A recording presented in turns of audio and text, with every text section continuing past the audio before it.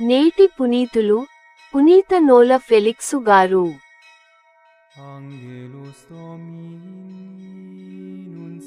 దేవుడు యేసుని బాధల ద్వారా పరిపూర్ణుని చేసెను.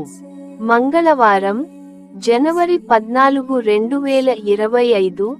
మొదటి పఠనం హెబ్రీయులకు వ్రాయబడిన లేఖ 2వ అధ్యాయం 5 నుండి 12 వచనాలు.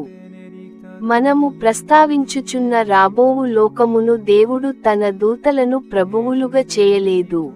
అంతేకాక పరిశుద్ధ గ్రంథము నందు చెప్పబడినట్లు, ఓ దేవా, నీవు అతనిని గూర్చి యోచించుటకు మనుజుడు ఎంతటివాడు, నీవతని లక్ష్యపెట్టుటకు అల్పుడగు మానవుడెంతటివాడు. కొద్ది కాలము దేవదూతల కంటే తక్కువగా నీవు వానిని చేసితివి. మహిమతో గౌరవముతో నీవు అతనికి కిరీటము ధరింపజేసి సర్వమును అతని పాదాక్రాంతం మొనర్చితివి. సర్వము అతని పాదాక్రాంతం మొనర్చెను అనగా అతనికి లోబరచకుండా దేనిని విడువలేదు అని అర్థము. కాని ఇంకను ఇప్పుడు అంతయు అతనికి లోబడకుండుట మనము చూచుచున్నాము. కాని మనము యేసును మాత్రము చూచుచునే ఉన్నాము.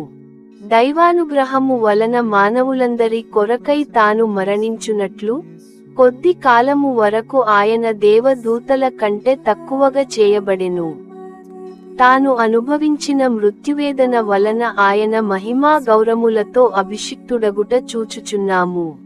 సర్వ సృష్టి స్థితికారకుడగు దేవుడు తన మహిమలో పాలుపంచుకొనుటకై పెక్కుమంది పుత్రులను చేరదీయుటకు యేసును బాధల ద్వారా పరిపూర్ణుని చేయుట సమంజసమే. ఆయన మానవులను పాపము నుండి ప్రక్షాళన చేయును.